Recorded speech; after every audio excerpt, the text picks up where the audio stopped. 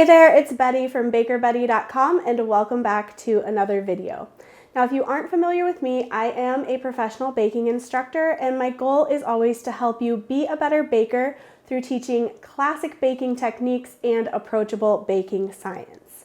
Now, today is the start of our new series all about meringue. Now, meringue is one of those pastry components that is used for all kinds of things.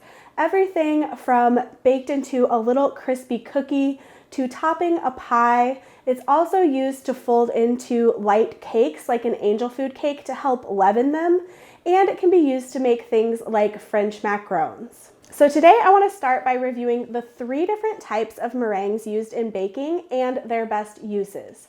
Now later on in the series we're going to use these different types of meringues to make a few different beautiful desserts. And you can find all of the written tutorials for these 3 different types linked down in the description box. Now, meringue in its most basic form is whipped egg whites with sugar. When you start to whip egg whites, the proteins start to unravel and trap air in them. And then when you add sugar into this mixture, it stabilizes it. So there are 3 different types of meringue used in baking. There is the French meringue, there is Italian meringue, and Swiss meringue.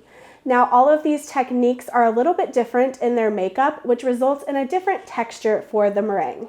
However, whichever style of meringue you are making, there are a few different things that you want to keep in mind. And the first thing is that fat actually prohibits egg whites from retaining air. So you want to be really careful that your mixing bowl is free from any oils.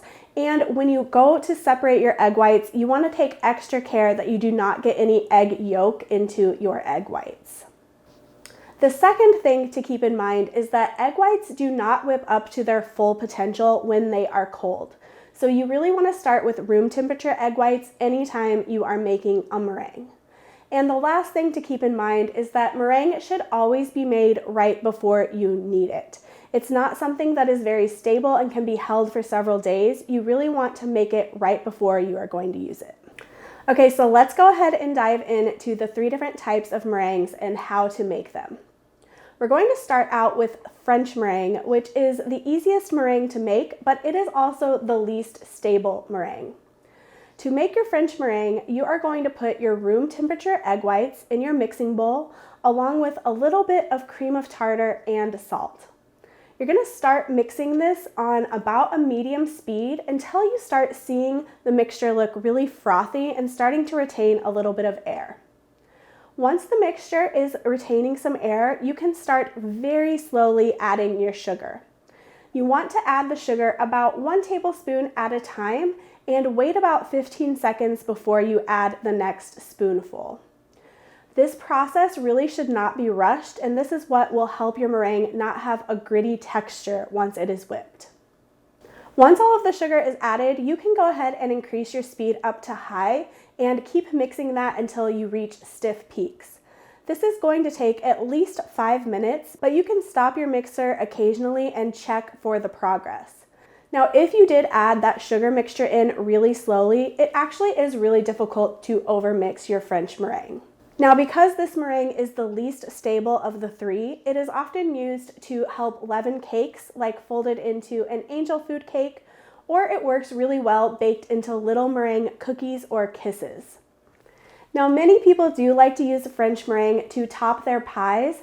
However, I do not prefer it because it can start weeping really quickly, and I think a more stable meringue is much better for a pie topping. It's also often used to make French macarons. However, I also prefer the more stable Italian meringue to make my macarons.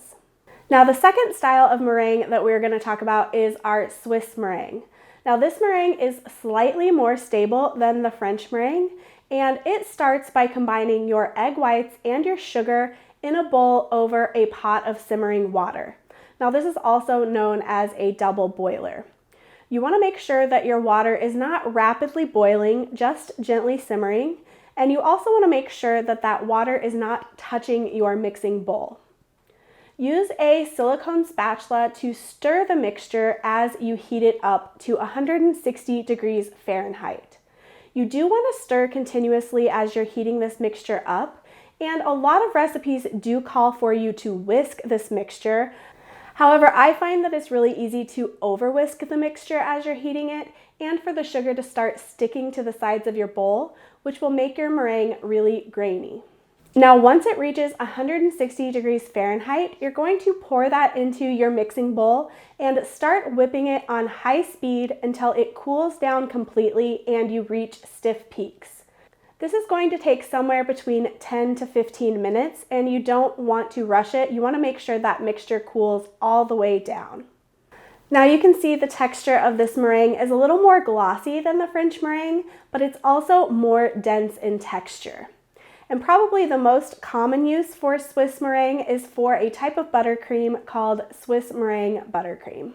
Now, the last style of meringue we are going to cover is Italian meringue, and this is the most stable of the three types of meringue, and it's also my favorite type of meringue to make. Now, Italian meringue can seem a little bit daunting to make because you absolutely do need to use a candy thermometer. You need to be really accurate with your temperatures for this, but once you get the hang of it, it is very simple. So you're going to start with your sugar and your water in a saucepan over medium heat. And we're going to heat this mixture until it reaches 240 degrees Fahrenheit. Now, while your sugar mixture is heating, go ahead and put your egg whites in your mixing bowl. And when the sugar mixture reaches 220 degrees Fahrenheit, turn the mixer on to high speed. When your sugar mixture reaches 240 degrees Fahrenheit, go ahead and take it off the heat. And at this point, your egg whites should be really frothy and starting to hold air. Very slowly start streaming the sugar mixture down the side of the bowl. You don't want to rush this, go very, very slowly, and make sure the sugar mixture is streaming down the side of the bowl and not directly into the center of the bowl. Once all of the sugar syrup is added, continue whisking on high speed until it cools down completely and you are holding stiff peaks. You can go ahead and flavor your meringue with anything you like. I often just add some vanilla bean paste because I really like seeing all of those flecks mixed throughout. Now you can see that the Italian meringue isn't quite as dense as the Swiss meringue, and it really is much more stable than the other two, which means you have a little bit more of a window of time in which you need to use it. Now, I really like to use Italian meringue as the topping for my pie because it is more stable and it's not going to weep the way French meringue does. And it's also really nice to use to make macarons. And that's it. Those are the three styles of meringue used for baking. There's French meringue, Swiss meringue, and Italian meringue. Now, later on in this series, we will be using the different types of meringue to make a few different desserts. So stay tuned for those videos. And as always, I'm really happy to answer any of your questions. You can leave those down in the comments section. Make sure you like this video, and if you aren't already subscribed, make sure you do so you don't miss another video. And I'll see you all next time with another baking tutorial.